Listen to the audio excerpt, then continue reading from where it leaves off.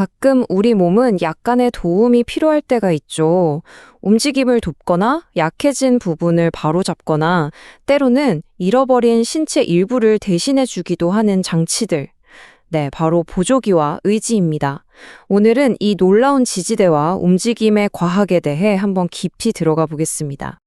보조기약, 영어로는 올소틱스라고 하는데요. 이 말 자체가 곧게 펴다라는 뜻의 그리스어에서 왔어요. 그러니까 이름에서부터 그 목적이 분명히 드러나죠. 우리 몸을 돕기 위해 만들어진 일종의 외부 골격이라고 생각하시면 쉽습니다. 그럼 이 보조기들이 정확히 어떤 목표를 가지고 사용되는 걸까요? 그 역할이 생각보다 훨씬 더 구체적이고 또 중요합니다. 여기 보시는 것처럼 핵심 목표는 크게 네 가지로 볼 수 있어요. 불안정한 관절을 꽉 접어주고 변형을 바로잡고 다친 부위를 보호하고 또 움직임을 도와주는 거죠. 결국 궁극적인 목표는 신체 기능을 끌어올리고 더 큰 문제가 생기는 걸 막는 데 있습니다. 오늘 우리가 함께 살펴볼 내용입니다. 먼저 모든 보조기에 적용되는 핵심 원리부터 알아볼 거고요. 이어서 팔, 다리, 그리고 우리 몸의 중심인 척추에 쓰이는 보조기들을 차례로 만나보겠습니다. 그리고 마지막에는 단순한 지지를 넘어서는 의지와 다른 보조도구들까지 짚어볼게요. 자, 그럼 첫 번째 순서입니다. 이 모든 보조기들은요, 사실 놀라울 정도로 단순하면서도 아주 강력한 딱 하나의 생체역학 원리를 기반으로 만들어집니다. 그게 바로 3점압 원리라는 건데요. 이렇게 한번 생각해 볼까요? 살짝 휘어진 막대를 편다고 상상해 보세요. 그럼 아마 튀어나온 가운데를 안으로 밀면서 양쪽 끝을 바깥으로 당겨주겠죠? 바로 그겁니다. 변형된 고세에 주된 힘 하나, 그리고 반대편에 두 개의 힘. 모든 교정의 기본은 여기서 시작돼요. 그럼 이 원리가 우리 팔에서는 어떻게 적용될까요? 특히 팔은요, 어떤 신경이 손상되느냐에 따라서 아주 특징적인 변형이 나타나거든요. 네, 한번 보세요. 어떤 신경이 마비됐느냐에 따라 손 모양이 완전히 달라지죠. 그리고 각각의 변형에 맞춰서 펜을 잡거나 물건을 쥐는 것 같은 그런 일상적인 기능을 다시 할 수 있도록 딱 맞는 맞춤형 보조기가 사용되는 겁니다. 자, 이번엔 시선을 다리로 한번 넘겨보죠. 다리 보조기는 우리가 걷는 것, 즉 보행을 가능하게 하고 또 안정성을 만드는 데 정말 결정적인 역할을 합니다. 아마 AFO라는 용어 들어보신 분도 계실 거예요. 이게 바로 발목, 발 보조기를 뜻하는데요. 다리 보조기 중에서는 가장 기본이 되는 장치라고 할 수 있습니다. 이 장치의 진짜 핵심은 발목 관절을 어떻게 제어하느냐에 달려 있어요. 걸을 때 발이 바닥에 질질 끌리는 걸 막아주니까 훨씬 안정적이고 효율적인 걸음걸이를 만들어줄 수 있는 거죠. 그런데 만약에 허벅지 근육처럼 약해진 부위가 무릎보다 더 위쪽이라면 어떡할까요? 그럴 땐 당연히 지지 범위도 더 넓어져야겠죠. 그때 필요한 게 바로 KAFO, 즉 무릎, 발목, 발 보조기입니다. 이번에는 우리 몸의 중심 기둥, 바로 척추입니다. 척추 보조기는 갑작스러운 골절부터 척추 옆구분증 같은 만성적인 변형까지 아주 다양한 문제를 관리하는 데 쓰입니다. 여기서 정말 흥미로운 점이 있는데요. 비슷하게 생긴 보조기인데 기능은 완전히 정반대인 경우가 있다는 거예요. 예를 들어 윌리엄 보조기는 허리를 앞으로 숙일 수 있게 해주거든요. 근데 주앱 보조기는 아까 우리가 봤던 그 3점압 원리를 이용해서 반대로 앞으로 숙이는 동작 자체를 막아버립니다. 척추 옆구분증 같은 경우에는요, 특히 한창 자라나는 성장기에는 조기에 그리고 꾸준하게 개입하는 게 무엇보다 중요합니다. 밀워키 보조기 같은 장치가 바로 척추가 바른 방향으로 자라도록 계속해서 교정 압력을 가해주는 역할을 하는 거죠. 자, 지금까지는 기존의 우리 신체를 지지해주는 보조기를 주로 살펴봤는데요. 이제 범위를 조금만 더 넓혀서 신체를 대체하는 의지, 그리고 움직임을 돕는 보조 도구는 뭐가 다른지 한번 짚어보겠습니다. 이 둘의 가장 큰 차이점, 바로 이겁니다. 보조기는 내 몸의 일부와 함께 작동하는 거고요. 의지는 사라진 내 몸의 일부를 대신해서 그 역할을 하는 겁니다. 아주 명확하죠? 그리고 지팡이나 보행기 같은 이동 보조 도구도 있죠? 이런 것들은 몸 자체를 직접 교정하지는 않아요. 대신에 사용자가 땅을 딛는 지지 기반을 넓혀주죠. 덕분에 움직일 때 안정감과 자신감을 더해주는 역할을 합니다. 결국 생각해보면 아주 단순한 지팡이부터 정말 복잡한 척추 보조기에 이르기까지 이 모든 기술이 추구하는 목표는 딱 하나입니다. 바로 우리에게 움직임의 힘을 되찾아주고 우리 삶에 더 적극적으로 참여할 수 있도록 돕는 것이죠. 앞으로 기술이 더 발전해서 소재는 더 가벼워지고 기술은 더 똑똑해진다면 과연 이 장치들은 단순한 지지를 넘어서 어떻게 우리 몸과 완벽하게 하나가 될 수 있을까요? 오늘 준비한 내용은 여기까지입니다. 함께 해주셔서 감사합니다. 의지가 단순히 잃어버린 몸을 대신하는 도구일까요? 저는 그 이상이라고 생각해요. 오늘은 기술과 인간의 적응력이 만나서 어떻게 새로운 일상을 만들어내는지 그 놀라운 여정을 한번 들여다보겠습니다. 자, 그래서 오늘 여정은 이렇습니다. 먼저 절단이라는 현실부터 마주하고요. 그 다음에 팔 의지는 어떻게 움직이는지, 다리 의지엔 또 어떤 종류가 있는지 살펴볼 거예요. 그리고 마지막으로 이 모든 걸 내 몸처럼 쓰기 위한 훈련 과정까지 차근차근 따라가 보겠습니다. 자, 모든 이야기에는 시작점이 있잖아요. 의지의 이야기는 바로 절단이라는 아주 현실적인 도전에서부터 시작됩니다. 몸에는 어떤 변화가 생기고 또 우리는 어떤 문제부터 해결해야 할까요? 첫 번째 파트에서 바로 알아보겠습니다. 다리 절단 하면 보통 어떤 게 떠오르세요? 아마 대부분 사고 같은 외상을 생각하실 텐데 사실은 좀 다릅니다. 놀랍게도 말이죠. 오늘날 가장 큰 원인은 외상이 아니라 50대 이상에서 주로 나타나는 혈관 문제입니다. 절단 후에 우리 몸은 뭐랄까 예상치 못한 방식으로 반응하기도 하는데요. 그중 하나가 바로 이 구축이라는 현상입니다. 근육의 힘 균형이 깨지면서 관절이 한쪽으로 굳어버리는 건데 이게 제대로 된 의지를 맞추는데 가장 큰 걸림돌이 돼요. 왜 그럴까요? 자, 이 표를 보시면 정말 흥미로운 점이 하나 있어요. 절단 후에 근육 불균형이 생기는 패턴이 거의 예측 가능하다는 겁니다. 예를 들어서 허벅지, 그러니까 넙다리가 절단되면 엉덩관절이 딱 저렇게 굽혀지고 바깥으로 벌어지는 경향이 아주 뚜렷하게 나타나요. 그래서 이걸 그냥 두면 안 되고 적극적으로 막아줘야 하는 거죠. 결국 성공적으로 의지를 착용하는 첫걸음은 이 변형을 막는 것에서부터 시작됩니다. 예를 들어 방금 말씀드린 넙다리 절단 같은 경우에는 엉덩이가 자꾸 구부려고 하니까 일부러 엎드려 눕거나 엉덩이를 쫙 펴주는 반대 방향 운동을 꾸준히 해줘야 하는 거예요. 자, 이렇게 신체적인 준비가 어느 정도 끝났다면 이제 기술을 만나볼 차례죠. 팔의 그 정교한 기능을 대신하기 위해서 의지는 과연 어떤 부품들로 이루어져 있을까요? 핵심 부품들을 하나씩 뜯어보겠습니다.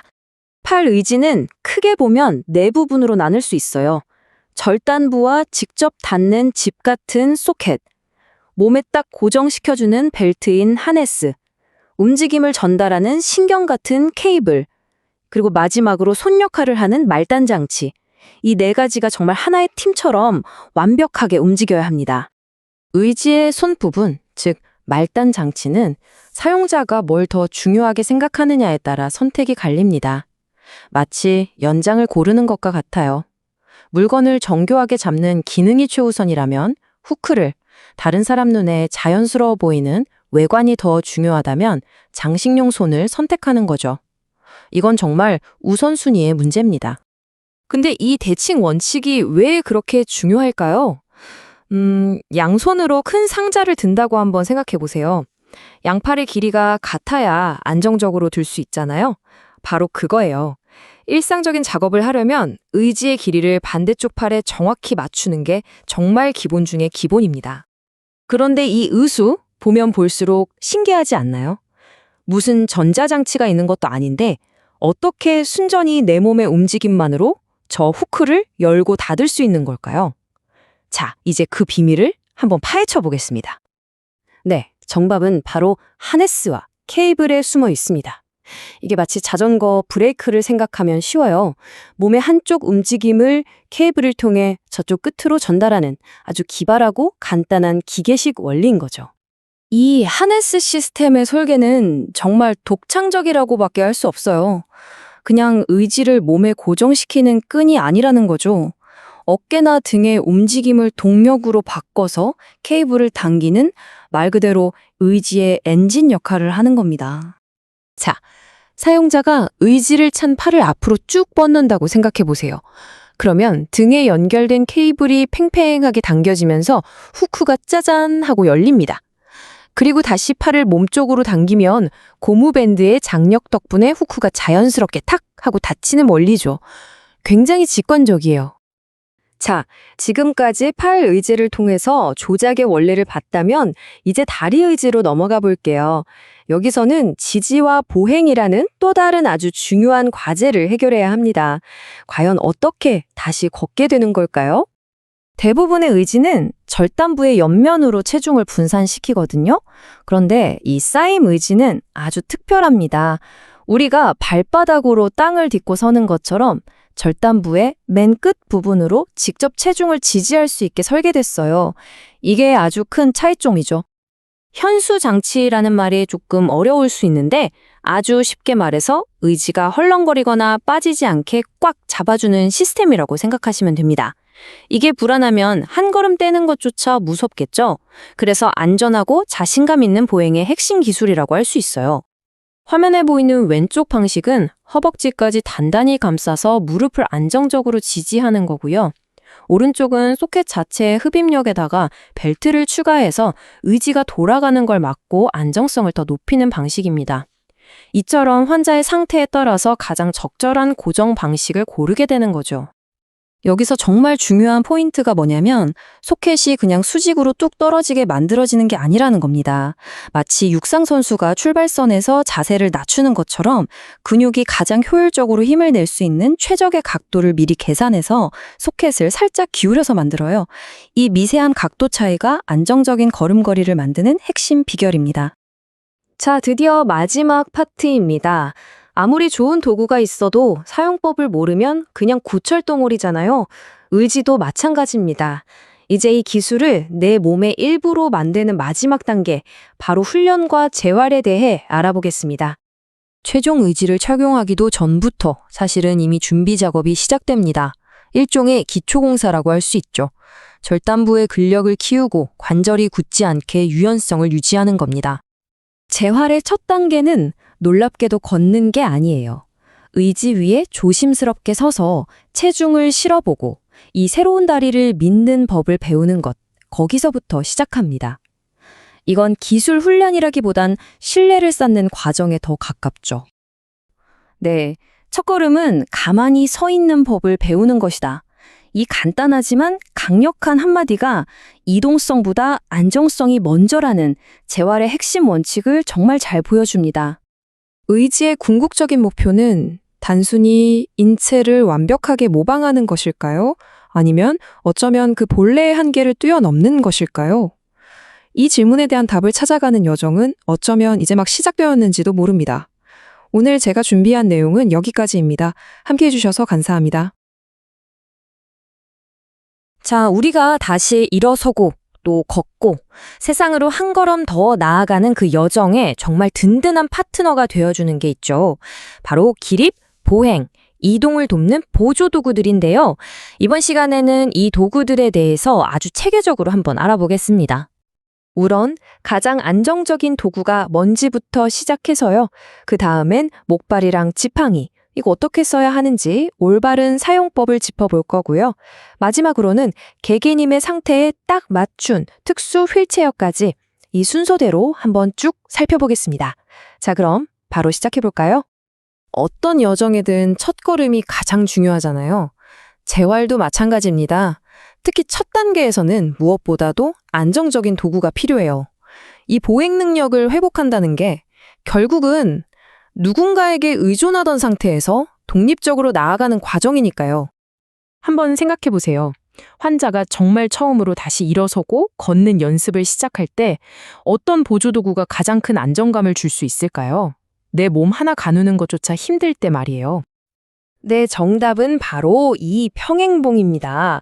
양쪽에서 내 체중을 완전히 꽉 지지해주니까, 아, 넘어지면 어떡하지? 이런 걱정 없이 오로지 일어서고 걷는 훈련에만 집중할 수 있는 거죠. 그야말로 가장 안전한 환경을 만들어주는 셈입니다.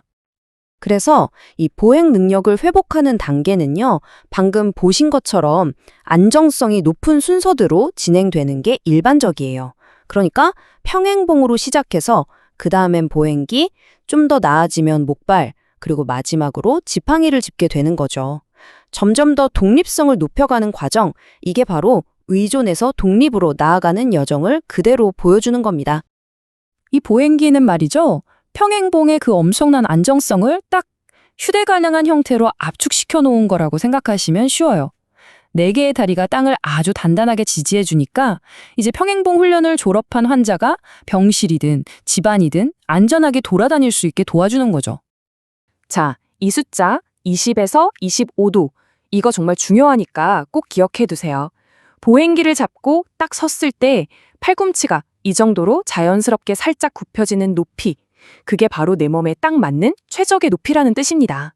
이게 너무 높거나 낮으면 어떻게 될까요? 그쵸. 어깨나 팔에 괜한 부담만 가게 되는 거예요. 자, 그럼 이제 조금 더 활동적인 단계로 넘어가 볼까요? 바로 목발입니다. 확실히 보행기보다는 기동성이 훨씬 좋죠. 근데 그만큼 종류가 워낙 다양해서 내 신체 상태에 맞는 걸 제대로 고르는 게 정말 중요합니다. 우리가 가장 흔하게 보는 목발이 바로 이 두 가지죠. 표준형, 그러니까 겨드랑이 목발은 체중을 겨드랑이로 지지하니까 아무래도 좀 더 안정적이고요. 반면에 이 로프 스트랜드 목발, 이건 아래팔 목발이라고도 하는데 팔 힘이나 몸의 균형 감각이 좀 더 좋은 분들이 쓰세요. 대신 훨씬 자유롭게 움직일 수 있다는 장점이 있습니다. 특히 팔꿈치를 쫙 펴는 힘 있죠? 우리 팔 뒤쪽에 있는 근육, 위팔 세갈래근이라고 하는데 이 힘이 좀 약한 분들한테는 이 캐나디안 목발이 아주 좋습니다. 왜냐면 팔꿈치 위쪽까지 감싸주는 커프가 하나 더 있거든요. 그래서 팔을 훨씬 안정적으로 딱 잡아주는 거죠. 표준형 목발 길이 맞추는 거 의외로 간단한 공식이 있어요. 이거 알아두시면 진짜 유용합니다. 내 키의 77% 혹은 그냥 간단하게 내 키에서 40cm를 뺀 길이. 그게 바로 가장 이상적인 목발 길이가 되는 겁니다. 자, 내 몸에 맞는 목발을 잘 골랐어요. 그럼 이제 끝일까요? 아니죠. 이제부터는 어떻게 걷는지가 정말 중요합니다. 그냥 무작정 한 가지 방법으로만 걷는 게 아니에요. 내 몸 상태나 지금 내가 처한 상황에 따라 보행법을 다르게 써야 훨씬 효율적이고 또 안전하거든요.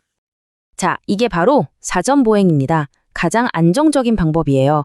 보세요. 하나, 오른쪽 목발. 둘, 왼쪽 다리. 셋, 왼쪽 목발. 넷, 오른쪽 다리. 이런 식으로 한 번에 하나씩만 움직이니까 항상 세 군데가 바닥에 닿아 있게 돼요. 그러니까 넘어질 위험이 거의 없는 거죠. 몸의 협응력이 좀 떨어지거나 양쪽 다리가 다 약할 때 정말 좋은 방법입니다. 이 표를 보시면 목발 보행의 핵심이 한눈에 딱 들어오죠. 방금 본 사전 보행. 안정성은 최고지만 속도는 좀 느려요. 이전 보행은 거의 정상 걸음처럼 빨라요. 하지만 그만큼 몸의 협응력이 따라줘야 하고요. 그리고 이 3전 보행. 이건 좀 특별한데 골절 같은 것 때문에 한쪽 다리를 아예 땅에 댈 수 없을 때 쓰는 방법입니다. 목발 짚고 계단 오르내릴 때 이것만 기억하세요. Up with the good, down with the bad.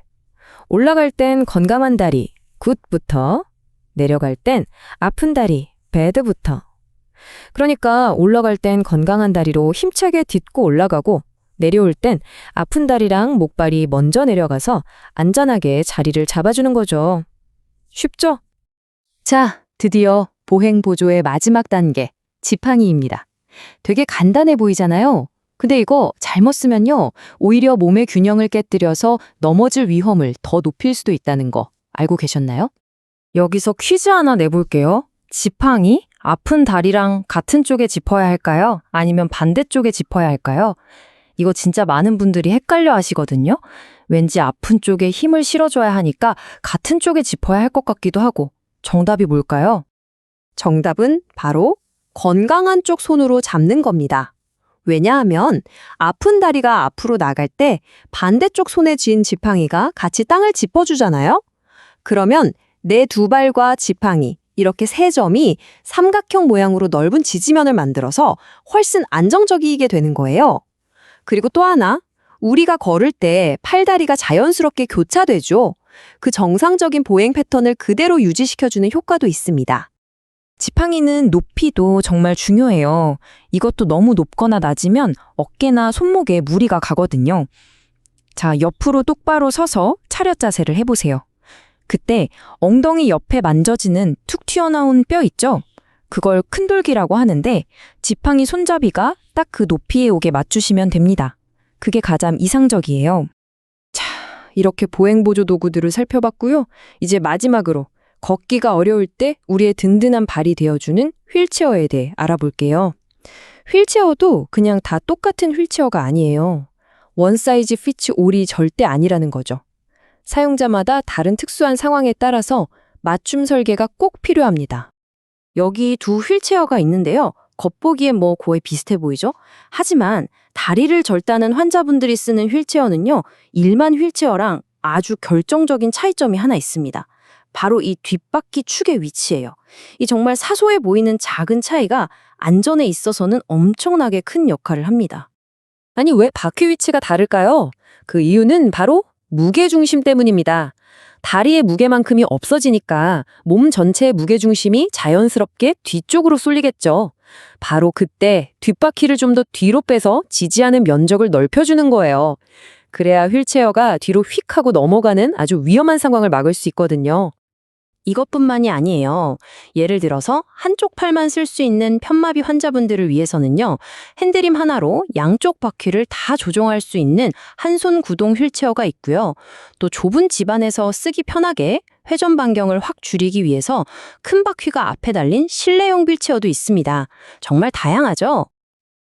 자, 오늘 우리가 살펴본 이 여러 보조 도구들, 이건 단순히 걷는 기능을 대신해주는 물건이 아니에요. 사용자의 안전을 지켜주고, 활동 범위를 넓혀주고, 궁극적으로는 삶의 반경과 자유, 즉 가능성 그 자체를 확장시켜주는 정말 소중한 파트너인 셈이죠. 여러분의 가능성을 확장시켜줄 다음 단계는 과연 무엇일까요? 자, 우리가 다시 일어서고 또 걷고 세상으로 한 걸음 더 나아가는 그 여정에 정말 든든한 파트너가 되어주는 게 있죠. 바로 기립, 보행, 이동을 돕는 보조도구들인데요. 이번 시간에는 이 도구들에 대해서 아주 체계적으로 한번 알아보겠습니다. 우선 가장 안정적인 도구가 먼지부터 시작해서요. 그 다음엔 목발이랑 지팡이, 이거 어떻게 써야 하는지 올바른 사용법을 짚어볼 거고요. 마지막으로는 개개님의 상태에 딱 맞춘 특수 휠체어까지 이 순서대로 한번 쭉 살펴보겠습니다. 자, 그럼 바로 시작해볼까요? 어떤 여정이든 첫걸음이 가장 중요하잖아요. 재활도 마찬가지입니다. 특히 첫 단계에서는 무엇보다도 안정적인 도구가 필요해요. 이 보행 능력을 회복한다는 게 결국은 누군가에게 의존하던 상태에서 독립적으로 나아가는 과정이니까요. 한번 생각해 보세요. 환자가 정말 처음으로 다시 일어서고 걷는 연습을 시작할 때 어떤 보조도구가 가장 큰 안정감을 줄 수 있을까요? 내 몸 하나 가누는 것조차 힘들 때 말이에요. 네, 정답은 바로 이 평행봉입니다. 양쪽에서 내 체중을 완전히 꽉 지지해주니까 넘어지면 어떡하지 이런 걱정 없이 오로지 일어서고 걷는 훈련에만 집중할 수 있는 거죠. 그야말로 가장 안전한 환경을 만들어주는 셈입니다. 그래서 이 보행 능력을 회복하는 단계는요, 방금 보신 것처럼 안정성이 높은 순서대로 진행되는 게 일반적이에요. 그러니까 평행봉으로 시작해서 그 다음엔 보행기, 좀 더 나아지면 목발, 그리고 마지막으로 지팡이를 짚게 되는 거죠. 점점 더 독립성을 높여가는 과정, 이게 바로 의존에서 독립으로 나아가는 여정을 그대로 보여주는 겁니다. 이 보행기는 말이죠. 평행봉의 그 엄청난 안정성을 딱 휴대가능한 형태로 압축시켜 놓은 거라고 생각하시면 쉬워요. 4개의 다리가 땅을 아주 단단하게 지지해주니까 이제 평행봉 훈련을 졸업한 환자가 병실이든 집안이든 안전하게 돌아다닐 수 있게 도와주는 거죠. 자, 이 숫자 20에서 25도. 이거 정말 중요하니까 꼭 기억해 두세요. 보행기를 잡고 딱 섰을 때 팔꿈치가 이 정도로 자연스럽게 살짝 굽혀지는 높이. 그게 바로 내 몸에 딱 맞는 최적의 높이라는 뜻입니다. 이게 너무 높거나 낮으면 어떻게 될까요? 그쵸. 어깨나 팔에 괜한 부담만 가게 되는 거예요. 자, 그럼 이제 조금 더 활동적인 단계로 넘어가 볼까요? 바로 목발입니다. 확실히 보행기보다는 기동성이 훨씬 좋죠. 근데 그만큼 종류가 워낙 다양해서 내 신체 상태에 맞는 걸 제대로 고르는 게 정말 중요합니다. 우리가 가장 흔하게 보는 목발이 바로 이 두 가지죠. 표준형, 그러니까 겨드랑이 목발은 체중을 겨드랑이로 지지하니까 아무래도 좀 더 안정적이고요. 반면에 이 로프 스트랜드 목발, 이건 아래팔 목발이라고도 하는데 팔 힘이나 몸의 균형 감각이 좀 더 좋은 분들이 쓰세요. 대신 훨씬 자유롭게 움직일 수 있다는 장점이 있습니다. 특히 팔꿈치를 쫙 펴는 힘 있죠? 우리 팔 뒤쪽에 있는 근육, 위팔 세갈래근이라고 하는데 이 힘이 좀 약한 분들한테는 이 캐나디안 목발이 아주 좋습니다. 왜냐면 팔꿈치 위쪽까지 감싸주는 커프가 하나 더 있거든요. 그래서 팔을 훨씬 안정적으로 딱 잡아주는 거죠. 표준형 목발 길이 맞추는 거 의외로 간단한 공식이 있어요. 이거 알아두시면 진짜 유용합니다. 내 키의 77% 혹은 그냥 간단하게 내 키에서 40cm를 뺀 길이. 그게 바로 가장 이상적인 목발 길이가 되는 겁니다. 자, 내 몸에 맞는 목발을 잘 골랐어요. 그럼 이제 끝일까요? 아니죠. 이제부터는 어떻게 걷는지가 정말 중요합니다. 그냥 무작정 한 가지 방법으로만 걷는 게 아니에요. 내 몸 상태나 지금 내가 처한 상황에 따라 보행법을 다르게 써야 훨씬 효율적이고 또 안전하거든요. 자, 이게 바로 사전보행입니다. 가장 안정적인 방법이에요. 보세요. 하나, 오른쪽 목발. 둘, 왼쪽 다리. 셋, 왼쪽 목발. 넷, 오른쪽 다리. 이런 식으로 한 번에 하나씩만 움직이니까 항상 세 군데가 바닥에 닿아 있게 돼요. 그러니까 넘어질 위험이 거의 없는 거죠. 몸의 협응력이 좀 떨어지거나 양쪽 다리가 다 약할 때 정말 좋은 방법입니다. 이 표를 보시면 목발 보행의 핵심이 한눈에 딱 들어오죠. 방금 본 사전 보행. 안정성은 최고지만 속도는 좀 느려요. 이전 보행은 거의 정상 걸음처럼 빨라요. 하지만 그만큼 몸의 협응력이 따라줘야 하고요. 그리고 이 3전 보행. 이건 좀 특별한데 골절 같은 것 때문에 한쪽 다리를 아예 땅에 댈 수 없을 때 쓰는 방법입니다. 목발 짚고 계단 오르내릴 때 이것만 기억하세요. Up with the good, down with the bad. 올라갈 땐 건강한 다리, 굿부터, 내려갈 땐 아픈 다리, 배드부터. 그러니까 올라갈 땐 건강한 다리로 힘차게 딛고 올라가고 내려올 땐 아픈 다리랑 목발이 먼저 내려가서 안전하게 자리를 잡아주는 거죠. 쉽죠? 자, 드디어 보행 보조의 마지막 단계, 지팡이입니다.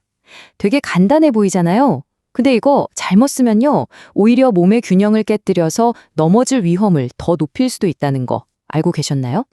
여기서 퀴즈 하나 내볼게요. 지팡이, 아픈 다리랑 같은 쪽에 짚어야 할까요? 아니면 반대쪽에 짚어야 할까요? 이거 진짜 많은 분들이 헷갈려 하시거든요. 왠지 아픈 쪽에 힘을 실어줘야 하니까 같은 쪽에 짚어야 할 것 같기도 하고. 정답이 뭘까요? 정답은 바로 건강한 쪽 손으로 잡는 겁니다. 왜냐하면 아픈 다리가 앞으로 나갈 때 반대쪽 손에 쥔 지팡이가 같이 땅을 짚어주잖아요. 그러면 내 두 발과 지팡이, 이렇게 세 점이 삼각형 모양으로 넓은 지지면을 만들어서 훨씬 안정적이게 되는 거예요. 그리고 또 하나, 우리가 걸을 때 팔다리가 자연스럽게 교차되죠. 그 정상적인 보행 패턴을 그대로 유지시켜주는 효과도 있습니다. 지팡이는 높이도 정말 중요해요. 이것도 너무 높거나 낮으면 어깨나 손목에 무리가 가거든요. 자, 옆으로 똑바로 서서 차렷 자세를 해보세요. 그때 엉덩이 옆에 만져지는 툭 튀어나온 뼈 있죠? 그걸 큰돌기라고 하는데 지팡이 손잡이가 딱 그 높이에 오게 맞추시면 됩니다. 그게 가장 이상적이에요. 자, 이렇게 보행보조 도구들을 살펴봤고요. 이제 마지막으로 걷기가 어려울 때 우리의 든든한 발이 되어주는 휠체어에 대해 알아볼게요.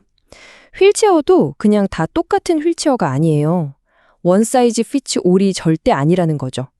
사용자마다 다른 특수한 상황에 따라서 맞춤 설계가 꼭 필요합니다. 여기 두 휠체어가 있는데요. 겉보기엔 뭐 거의 비슷해 보이죠? 하지만 다리를 절다는 환자분들이 쓰는 휠체어는요, 일반 휠체어랑 아주 결정적인 차이점이 하나 있습니다. 바로 이 뒷바퀴 축의 위치예요. 이 정말 사소해 보이는 작은 차이가 안전에 있어서는 엄청나게 큰 역할을 합니다. 아니, 왜 바퀴 위치가 다를까요? 그 이유는 바로 무게중심 때문입니다. 다리의 무게만큼이 없어지니까 몸 전체의 무게중심이 자연스럽게 뒤쪽으로 쏠리겠죠. 바로 그때 뒷바퀴를 좀 더 뒤로 빼서 지지하는 면적을 넓혀주는 거예요. 그래야 휠체어가 뒤로 휙 하고 넘어가는 아주 위험한 상황을 막을 수 있거든요. 이것뿐만이 아니에요. 예를 들어서 한쪽 팔만 쓸 수 있는 편마비 환자분들을 위해서는요, 핸드림 하나로 양쪽 바퀴를 다 조종할 수 있는 한 손 구동 휠체어가 있고요. 또 좁은 집안에서 쓰기 편하게 회전 반경을 확 줄이기 위해서 큰 바퀴가 앞에 달린 실내용 휠체어도 있습니다. 정말 다양하죠? 자, 오늘 우리가 살펴본 이 여러 보조 도구들, 이건 단순히 걷는 기능을 대신해주는 물건이 아니에요. 사용자의 안전을 지켜주고, 활동 범위를 넓혀주고, 궁극적으로는 삶의 반경과 자유, 즉 가능성 그 자체를 확장시켜주는 정말 소중한 파트너인 셈이죠. 여러분의 가능성을 확장시켜줄 다음 단계는 과연 무엇일까요? 자, 오늘 우리가 함께 알아볼 내용은요, 바로 공중보건학입니다. 이게 그냥 개인의 건강 문제를 넘어서 우리 사회 전체의 건강을 어떻게 책임지는지에 대한 이야기거든요. 근데 시작하기 전에 한번 생각해 볼까요? 과연 진정한 건강이라는 게 뭘까요? 그냥 안 아프면 건강한 걸까요? 네, 바로 이 질문에서부터 시작해 볼게요. 우리가 보통 나 건강해 라고 말할 때 어떤 상태를 생각하시나요?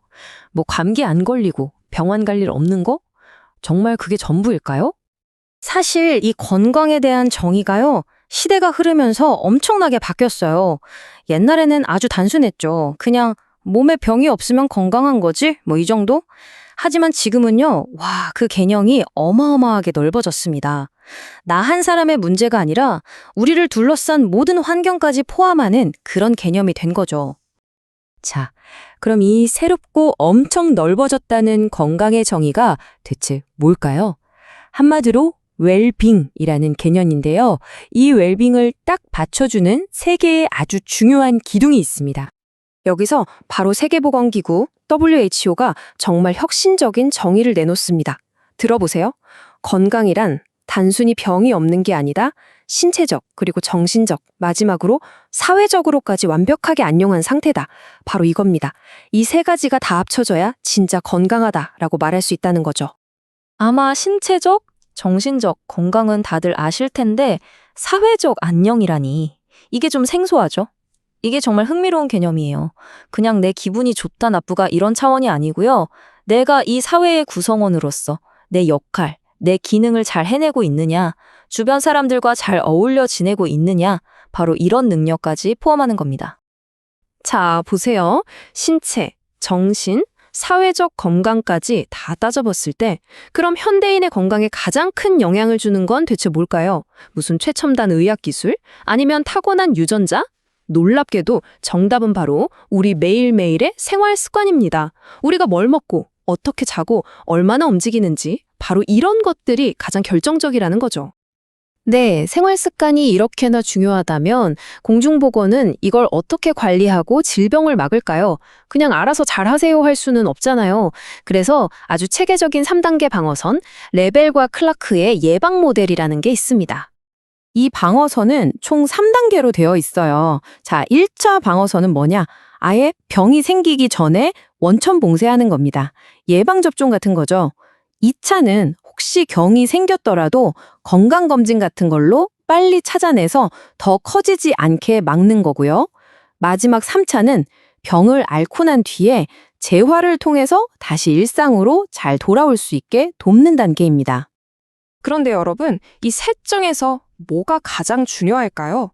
정답은 바로 1차 예방입니다.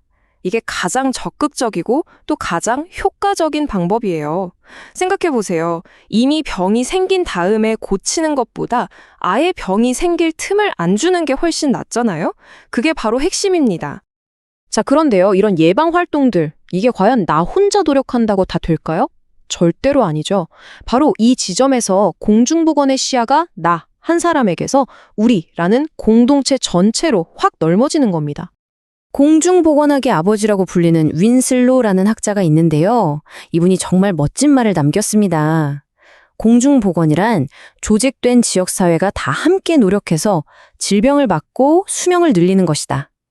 그러니까 건강은 더 이상 너 혼자만의 문제가 아니라 우리 모두의 책임이다. 이렇게 선언한 거나 마찬가지예요.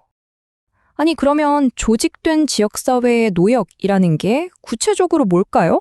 이게 생각보다 범위가 엄청 넓어요. 우리가 마시는 물, 숨 쉬는 공기를 깨끗하게 관리하는 것부터 시작해서 전염병 관리, 병원 시스템, 심지어는 법이나 제도를 만드는 것까지 다 포함돼요. 그리고 그 중에서도 정말 중요한 게 바로 보건 교육입니다. 사람들이 스스로 뭘 해야 건강해지는지 알게 해주는 거예요. 물론 지금이야 이렇게 공동체 전체의 건강을 생각하는 게 당연해 보이지만 사실 여기까지 오는데 정말 오랜 시간이 걸렸습니다. 인류가 대체 병은 왜 생기는 걸까? 이 질문에 대한 답을 찾기까지 그야말로 수세기에 걸친 길고 긴 이야기가 있거든요. 그 역사를 한번 쭉 훑어볼까요? 아주 재밌습니다.